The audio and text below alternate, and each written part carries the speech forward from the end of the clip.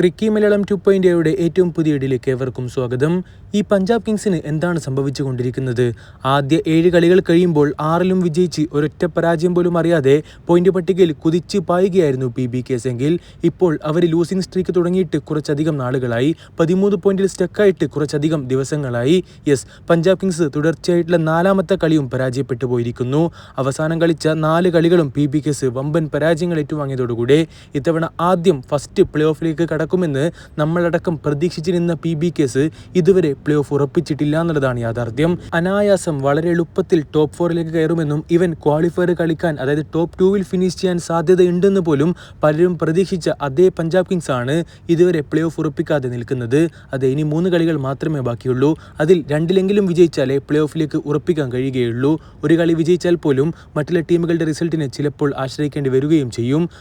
ഇനിയുള്ള ഓരോ കളികളും PBKസിനും നിർണായകമായി മാറിക്കഴിഞ്ഞിരിക്കുന്നു. PBKs ഇൻ ഡേഞ്ചർ സോൺ എന്ന് തന്നെ പറയേണ്ടി വരും. ഏതായാലും അവർ പ്ലേ ഓഫിലേക്ക് ഉണ്ടാവുമെന്ന് തന്നെ നമുക്ക് പ്രതീക്ഷിക്കാം. PBKs ഇന്നലെ നടന്ന മത്സരത്തിൽ DC-യോട് 3 വിക്കറ്റിനായിരുന്നു പരാജയപ്പെട്ടിട്ടുണ്ടായിരുന്നത്. അവർക്ക് വേണ്ടി അശുതോഷ് ശർമ്മ 10 പന്തിൽ 24 റൺസ്. അതെ, മാധവ് തിവാരി ഒരു യുവതാരമാണ്. 8 പന്തുകളിൽ 18 റൺസിന്റെ ഗംഭീര ഇന്നിംഗ്സ് ആണ് ചെക്കൻ കളിച്ചിട്ടുണ്ടായിരുന്നതും. അതേപോലെ കില്ലർ ഡേവിഡ് മില്ലർ, അദ്ദേഹത്തെക്കുറിച്ച് എന്ത് പറയാനാണ്. മില്ലറിന്റെയും അതേപോലെ ക്യാപ്റ്റൻ അക്സർ പട്ടേലിന്റെയും ഒക്കെ ഗംഭീരമായിട്ടുള്ള അർദ്ധ സെഞ്ചുറികളാണ് DC-യെ ഒരു വിജയത്തിലേക്ക് എത്തിക്കാൻ പ്രധാനമായിട്ടും പങ്കുവഹിച്ച മറ്റ് ഇന്നിംഗ്സുകൾ എന്ന് പറയുന്നതും. ഏതായാലും PBKs ഇന്നലത്തെ മത്സരവും തോറ്റതോടുകൂടെ 2 ടീമുകൾക്കാണ് അത് വലിയ തോതിൽ ഗുണകരമായിട്ട് മാറുന്നത്. അത് CSKക്കും അതേപോലെ രാജസ്ഥാൻ റോയൽസിനുമാണ്. DC-ക്ക് അത് വലിയ തോതിൽ ഗുണകരമായിട്ട് മാറാൻ യാതൊരു സാധ്യതയും കാണുന്നില്ല.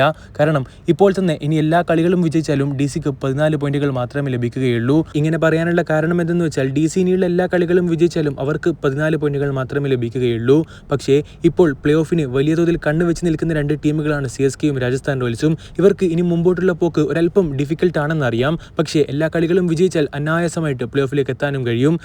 PBKs ഇതുവരെ ടോപ്പ് 4 ഉറപ്പിക്കാത്തത് ഈ 2 ടീമുകൾക്കും വലിയ തോതിൽ ഗുണകരമാണ്. ഏതായാലും IPL peaking at the right time. തീർച്ചയായിട്ടും ഗംഭീരമായിട്ടുള്ള പോരാട്ടങ്ങളാണ് ഇനിയുള്ള ഓരോ മത്സരത്തിലും നമ്മളെ കാത്തിരിക്കുന്നത്. പ്ലേ ഓഫ് ഉറപ്പിക്കാനുള്ള നിർണായക അവസരങ്ങൾ. ബട്ട് പഞ്ചാബ് കിങ്സ് കൃത്യമായിട്ടുള്ള വിജയങ്ങൾ സ്വന്തമാക്കേണ്ട സമയത്ത് തോൽവികൾ തുടർക്കഥയാക്കിക്കൊണ്ടിരിക്കുകയാണ്. ഒരു വമ്പൻ കുതിപ്പ് നടത്തിയതിനു ശേഷം തീർച്ചയായിട്ടും ഒരു വലിയ ലൂസിംഗ് സ്ട്രീക്കിലൂടെയാണ് ഇപ്പോൾ അവർ കടന്നു പോകുന്നത്. അടുത്ത മത്സരത്തിൽ PBKs ശക്തമായി തിരിച്ചു വരുമെന്ന് തന്നെ പ്രതീക്ഷിക്കാം. അടുത്തൊരു വീഡിയോ വീണ്ടും കാണാം. ചെറിയൊരു ഗുഡ് ബൈ.